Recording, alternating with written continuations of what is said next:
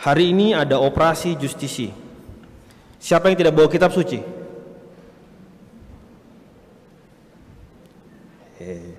Lumayan. Bapak Ibu, bulan September gereja mencoba menawarkan saat untuk mencintai kitab suci dalam bulan kitab suci nasional yang sudah kita lewati. Bulan ini adalah bulan Oktober. Kita mengenalnya sebagai bulan Rosario. Di bulan Rosario ini kita mendedikasikan waktu, hati, dan devosi kita bersama dengan Bunda Maria lewat sarana rohani doa Rosario, agar kita bisa semakin dekat dengan Sang Putra Yesus Kristus. Maka pada kesempatan di bulan Oktober ini, di setiap hari Minggu, setidaknya kita akan bersama-sama pelan-pelan menggali lebih dalam lewat tema-tema sederhana mengenai Sang Bunda. Semoga semakin menambah wawasan kita, meneguhkan pondasi rohani kita, dan semakin menguatkan penghayatan iman kita kepada Yesus Kristus lewat wawasan rohani mengenai Bunda Maria. Sebelum mengawali permenungan tentang Maria, saya mau mengawalinya berkenaan dengan wawasan hidup menggereja kita. Nama gereja kita namanya Gereja Yohanes Pembaptis. Agama kita Katolik. Katolik itu adalah nama panggilan agama kita. Nama panjangnya adalah, saya namanya Romo Mikael. Nama panjang saya adalah Mikael Adi Siswanto. Agama kita Katolik, itu nama panggilan. Nama panjangnya adalah Satu Kudus Katolik Apostolik. Sekali lagi, agama kita namanya apa? Katolik. Nama panjangnya Satu Kudus Katolik dan Apostolik. Jadi dipanggilnya siapa? Katolik. Jadi kita punya nama panjang, ingat itu. Karena ini adalah salah satu penghayatan kepercayaan kita. Satu tubuh yang tidak terpisahkan dengan Yesus. Kudus, kita semua di sini mengejar kekudusan. Katolik, universal. Apostolik, atas dasar iman para rasul. Iman yang sekarang kita imani adalah iman yang sama dengan iman para rasul, dibangun atas dasar para rasul dan para nabi dengan Kristus Yesus sebagai batu penjuru. Gereja kita tidak pernah melepaskan pentingnya hubungan historis turun-temurun dari Yesus kepada para rasul dan para penggantinya, yaitu para uskup. Nama panggilan Katolik, nama panjangnya Satu Kudus Katolik dan Apostolik. Bapak dan Ibu yang terkasih, tolong diingat, gereja kita tidak dibuat oleh seseorang manusia biasa. Tidak dibuat oleh Bapak Cecep, Bapak Cepot, bukan. Gereja kita tidak dibuat pada tanggal segini, bulan segini, pada saat ini. Gereja kita dibentuk bukan karena peristiwa kekecewaan. Kekecewaan pada satu gereja maka membuat gereja baru. Tidak hasil motivasi politis maka gereja Katolik didirikan. Gereja Katolik didirikan oleh Yesus sebagai kepala, yang sekali lagi secara historis diteruskan oleh para rasul, para pengganti mereka yaitu para uskup, dari dulu hingga kini dan selamanya akan demikian. Gereja yang tidak didasarkan pada kepentingan atau kekecewaan manusiawi belaka, tetapi atas dasar iman yang sama dengan iman yang dibangun oleh para rasul. Oleh karena itulah gereja kita, gereja Katolik, mendasarkan iman kita tidak sembarangan pada 3 dasar pondasi iman. Tolong diingat, dasar iman kita ada 3, yaitu apa? kitab suci, tradisi, dan magisterium. Sekali lagi diingat, dasar iman kita ada 3. Kitab suci, tradisi suci, dan magisterium. Magisterium adalah ajaran gereja. Maka sekali lagi ini harus selalu diingat. Dasar iman agamamu apa? Kitab suci, tradisi suci, dan magisterium atau ajaran gereja. Mari kita membayangkan dan kita bandingkan. Kita diwariskan buku menu masakan warisan dari nenek moyang kita, turun-temurun. Menu masakannya terbaik dan tiada tandingannya. Anggap saja buku menu warisannya adalah menu membuat kupat tahu. Sini banyak yang suka kupat tahu kan? Kupat tahu warisan nenek moyang tidak ada yang bisa menandingi. Nih, semuanya ada di buku ini, resep rahasianya. Anggap saja menu rahasia kupat tahu ini adalah kitab suci. Ajaran yang diteruskan secara berabad-abad yang secara tertulis disebut kitab suci. Sama seperti menu kupat tahu tadi. Diwariskan turun-temurun dari nenek moyang sampai penerusnya.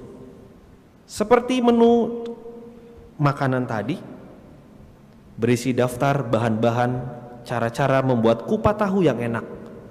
Demikian juga dengan kitab suci, berisikan tulisan-tulisan suci untuk membawa setiap orang kepada kegembiraan dan sukacita sejati. Jadi kitab suci seperti resep kupat tahu. Mulai pusing orang nih. Tetapi memiliki buku menu ternyata tidak cukup. Meskipun kita mencoba untuk membuat kupat tahu sesuai dengan yang dituliskan pada buku rahasia menu kupat tahu ini, ternyata hasilnya belum tentu sama. Kita bilang sudah sesuai kok dengan yang dituliskan di buku ini, tapi kok rasanya hambar ya? Kok rasanya berbeda sama yang dibuat oleh nenek? Padahal sumber bukunya sama. Lalu orang menjadi pusing dan gelisah. Lalu ditanyalah kepada orang tua, kenapa kok rasanya bisa beda ya? Barulah orang tua kita memberitahukan bahwa ternyata ada yang tidak ditulis di dalam buku resep rahasia kupat tahu ini. Contohnya soal kebiasaan dan cara nenek moyang kita membuat adonan ketupat dan bumbu-bumbunya. Tidak ada di dalam buku resep tadi. Tidak ada dituliskan nenek moyang kita membuat bumbu dari kacang tanah yang diambil dari kebun yang dipanen pada bulan tertentu. Tidak ada. Tidak ada tulisan dalam buku itu tentang nenek moyang kita yang kalau mengulek teh naon? Tidak ada dalam buku itu cara mengulek kacang. Ternyata dia menguleknya 3 ke kiri, 3 ke kanan. Nggak ada dalam buku menu rahasia tadi.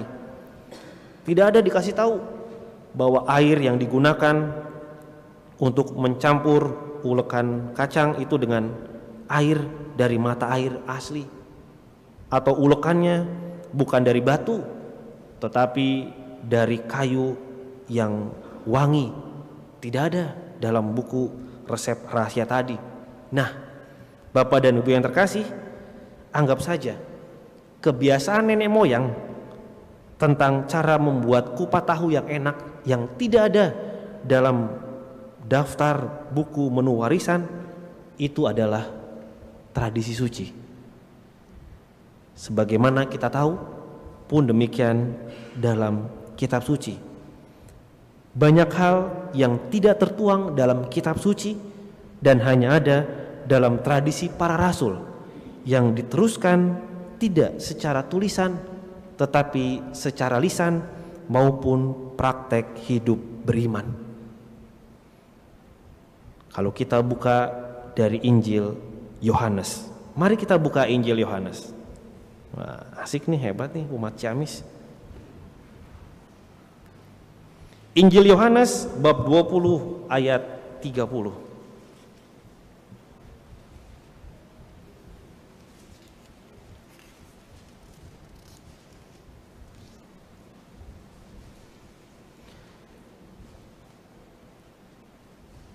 Dituliskan di sana, kita baca bersama-sama. Memang masih banyak tanda lain yang dibuat Yesus di depan mata murid-muridnya yang tidak tercatat dalam kitab ini. Masih banyak hal-hal lain yang diperbuat oleh Yesus, tetapi jikalau semuanya itu harus dituliskan satu persatu, maka agaknya dunia ini tidak dapat memuat semua kitab yang harus ditulis itu. Bab 21 ayat 25, penutup Injil Yohanes. Bapak dan Ibu yang terkasih, menggunakan kitab suci tanpa tradisi suci itu akan membuat kupat tahu kehidupan kita bisa jadi menjadi hambar dan malah bisa jadi salah sajian. Bukannya enak, tapi bisa jadi malah pahit. Bukannya menyelamatkan, malah bisa jadi menyesatkan. Sama seperti orang hanya berpedoman pada kitab suci tanpa tradisi suci. Bangga akan menu masakan warisan nenek moyang tentang kupat tahu terbaik, tetapi tidak peduli tentang bagaimana cara nenek moyang mereka membuat kupat tahu. Nah, karena sadar bahwa menggunakan menu rahasia membuat kupat tahu tadi ternyata tidak bisa sembarangan, harus ada pedoman, harus ada pengantar dan rambu-rambu pengikat yang tepat agar tidak salah adonan, maka dibuatlah pedoman-pedoman tertentu oleh para penerus, para pewaris kupat tahu istimewa. Para penerus kupat tahu berikutnya agar mereka tidak salah membuat adonan kupat tahu. Jangan sampai nanti dibilangnya kupat tahu warna reja misalkan, tapi yang disajikan rasanya berbeda. Maka bisa kita bayangkan, misalkan penerus warisan kupat tahu ini membuat pedoman tentang cara-cara memilih kacang tanah, atau membuat pedoman cara-cara menyajikan kupat tahu, atau membuat pedoman cara mengulek bumbu kacang yang benar, 3 ke kiri, 3 ke kanan, siram air. Atau ada pedoman kisi-kisi membuat ketupat yang tepat, atau ajaran harus berpuasa sebelum memilih beras yang enak untuk ketupat. Nah, Bapak dan Ibu yang terkasih, semuanya itu dilakukan, harapannya adalah apa? Agar rasa istimewa kupat tahu tetap sama terjaga dan tidak berubah. Rasa yang dihidangkan dahulu kala oleh nenek moyang harus bisa terjaga sama rasanya dengan kupat tahu yang dihidangkan pada saat ini. Karena kalau tidak, artinya bukan ketupat tahu yang sama. Nah, pedoman kupat tahu ini yang dibuat untuk menjaga rasa dan tetap istimewanya sesuatu yang berharga ini, anggap saja sebagai magisterium atau ajaran gereja. Pedoman dan ajaran gereja dalam hidup manusia yang disesuaikan dengan zamannya dihadirkan terus-menerus di tengah-tengah kita agar rasa Kristianitas, rasa sukacita Injil Yesus itu tetap sama. Dari zaman Yesus, para rasul, para pujangga gereja, para bapak-bapak gereja, para martir yang menyantap rasa Kristianitas dulu juga sama dengan yang saat ini kita santap. Rasanya tetap sama dalam gereja Katolik. Karena kita punya magisterium atau ajaran gereja, maka bersyukurlah sebagai umat Katolik kita memiliki magisterium yang menjaga dan memastikan bahwa rasa kekristenan yang kita miliki, yang senantiasa kita hidangkan dari masa ke masa, rasanya sama dan orisinil, bukan yang KW atau kekristenan yang kaleng-kaleng. Jadi kita ulang, dasar iman kita ada 3, yaitu apa? Kitab suci, tradisi suci, dan magisterium. Dasar iman kita apa? Cara membuat kupat tahu Romo. Wah, jangan, nanti saya bisa dijewer. Nah, Bapak dan Ibu yang terkasih, kalau ada orang Katolik dalam pembicaraan dengan sahabat-sahabatnya ditanya, misalkan, kok di Katolik ada ajaran A, ajaran B, ajaran C, yang kalau dicari di kitab suci kok nggak ada? Nggak benar nih, mana ayatnya? Nggak ada ayatnya. Ajaran Katolik nggak benar, maka jangan minder, tapi justru berbanggalah. Jangan takut, justru lantanglah, karena ini menjadi kesempatan bagus untuk pewartaan tentang siapa yang memiliki rasa orisinalitas kekristenan yang tepat. Kita bisa menjawab, dasar iman saya lengkap, kitab suci, tradisi suci, dan magisterium. Mungkin tidak ada di kitab suci, tetapi tradisi memberikan gambarannya, dan magisterium menjaga semuanya.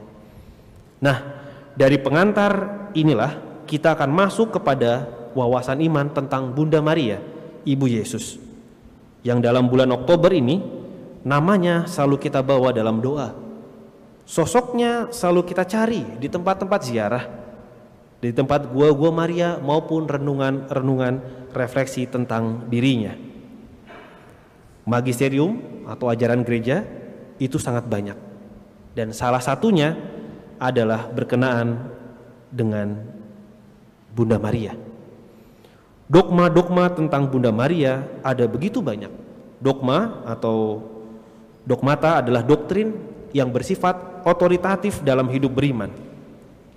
Sekali lagi, doktrin tidak pernah lepas dari kitab suci, selalu merupakan buah dari perjalanan peziarahan iman umat lewat kebiasaan rohani, ekspresi iman, tradisi doa, perkembangan zaman yang direfleksikan baik adanya.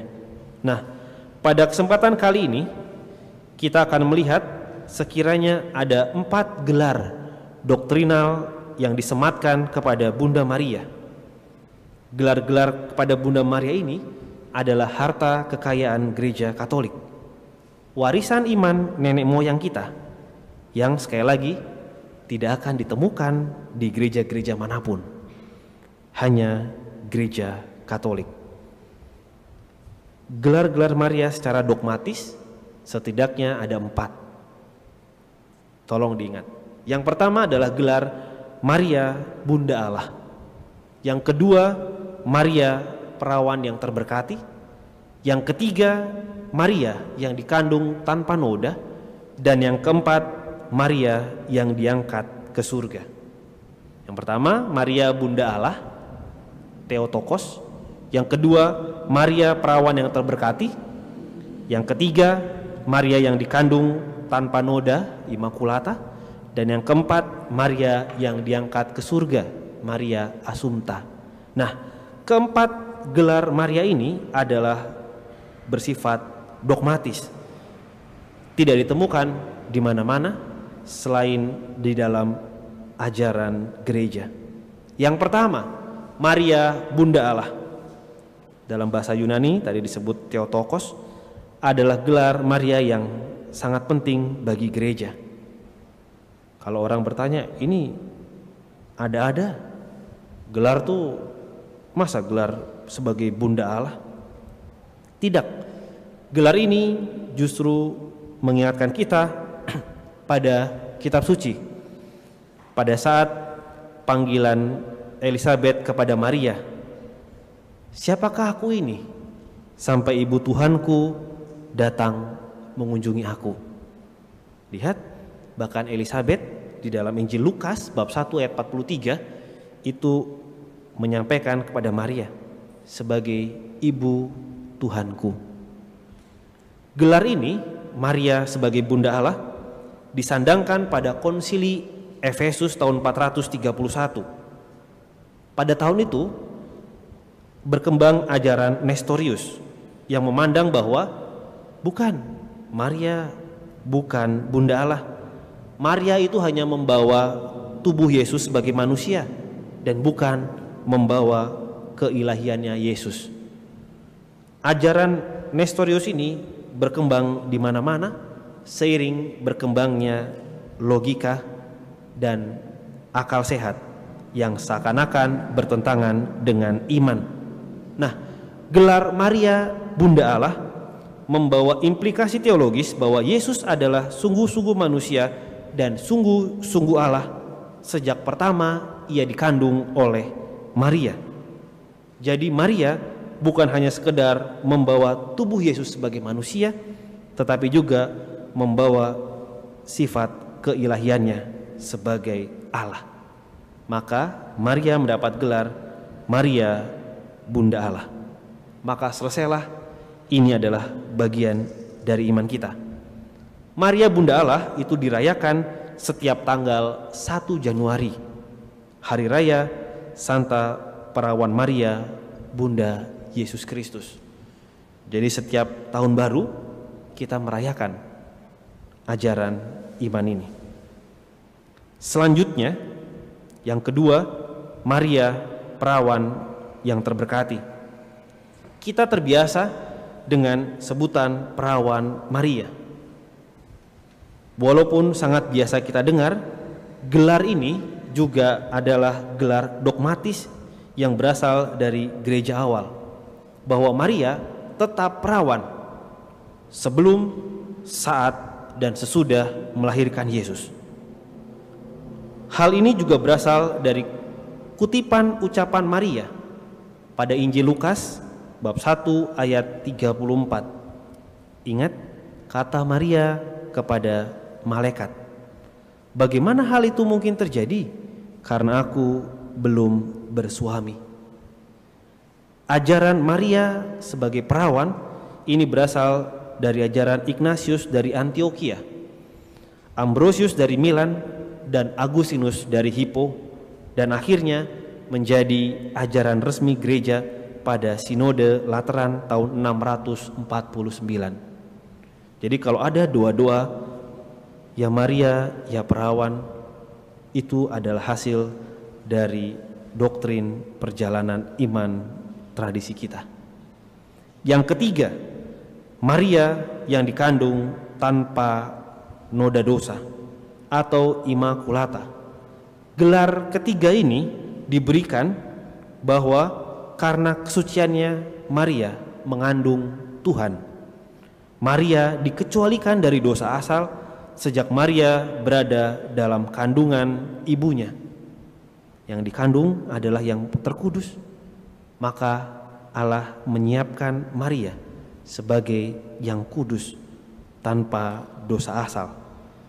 Gereja percaya dan mengajarkan bahwa sejak dikandung karena perkawinan orang tuanya, Yoakim dan Santa Ana, Maria diberikan rahmat ilahi oleh Allah, dikecualikan dari dosa dan mengalami kepenuhan rahmat untuk hidup tanpa noda. Ini tampak dari salam sukacita malaikat Gabriel kepada Maria, di mana malaikat Gabriel menyebut Maria sebagai yang penuh rahmat. Kepercayaan bahwa Maria dikandung tanpa dosa adalah ajaran resmi gereja tahun 1854.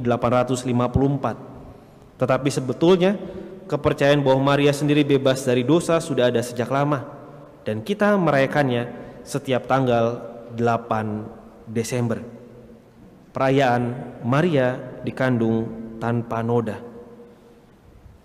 Mengapa Maria dikandung tanpa noda? Mengapa ada ajaran ini? Karena Maria adalah Hawa baru.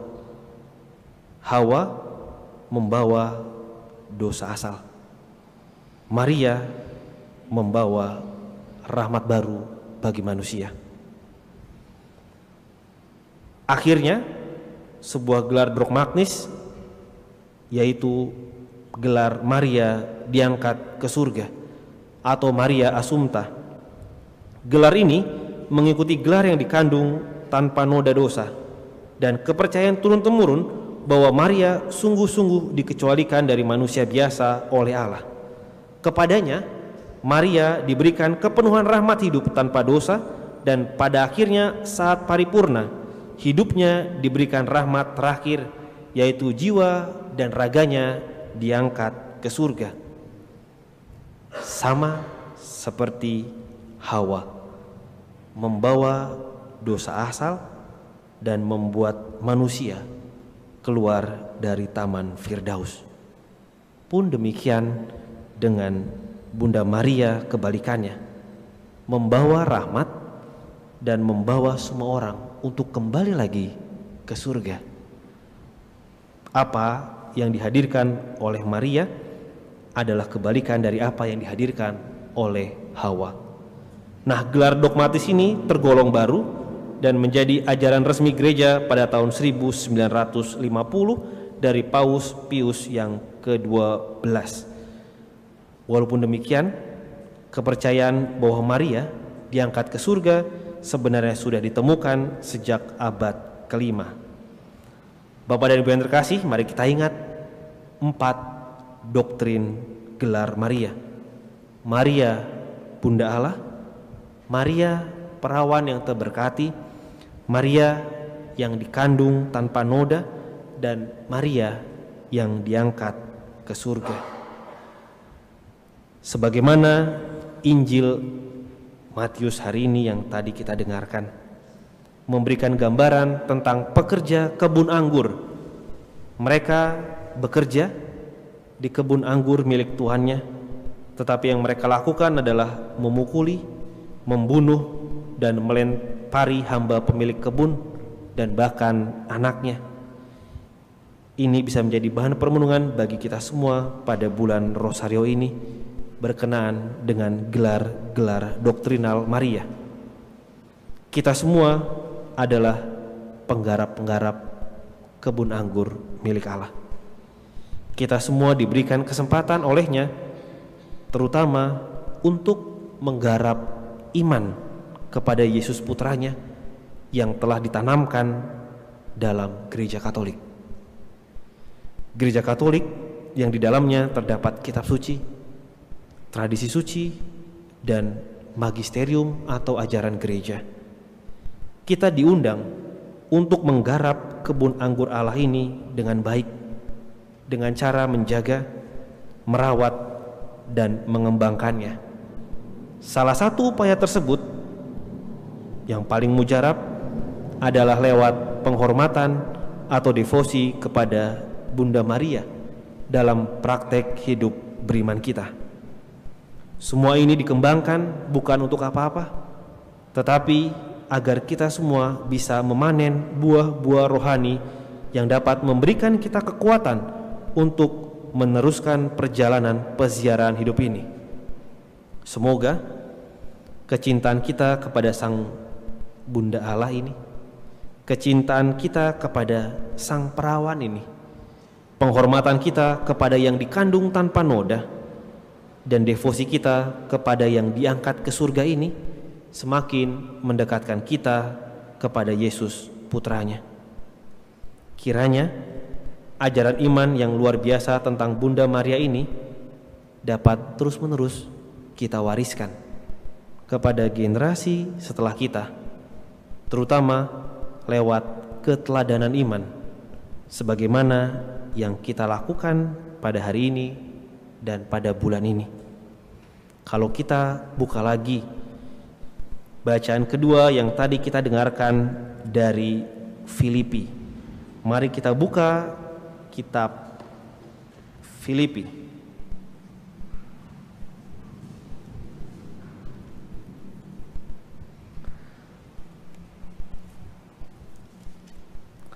Filipi 4 ayat 9. Mari kita baca bersama-sama. Dan apa yang telah kamu pelajari, dan apa yang telah kamu terima, dan apa yang telah kamu dengar, dan apa yang telah kamu lihat padaku, lakukanlah itu. Maka Allah sumber damai sejahtera, akan menyertai kamu. Maka lakukanlah itu semua atas apa yang telah kita pelajari, apa yang telah kita terima dalam iman kita. Yesus, para rasul, mencintai dan menghormati Maria. Maka lakukanlah yang sama. Hormatilah dan cintailah Bunda Maria. Para pujangga dan para bapak-bapak gereja merawat iman dan kepercayaan kepada Bunda Maria lengkap dengan gelar-gelarnya. Maka lakukanlah yang sama. Rawatlah iman dan kepercayaan tersebut kepada Sang Bunda. Magisterium dan doktrin-doktrin iman kita menempatkan Maria di tempat yang terbaik dalam tradisi suci. Maka lakukanlah yang sama. Tempatkanlah Bunda Maria dalam hidup kita. Semoga dengan melakukan itu semua, apa yang disampaikan oleh Paulus kepada jemaat di Filipi, sebagaimana dalam bacaan hari ini menjadi kenyataan. Allah, sumber damai sejahtera, akan menyertai kamu karena kita melakukan apa yang telah kita pelajari, yang telah kita lihat dan kita dengar tentang Bunda Maria. Kemuliaan kepada Bapa dan Putra dan Roh Kudus,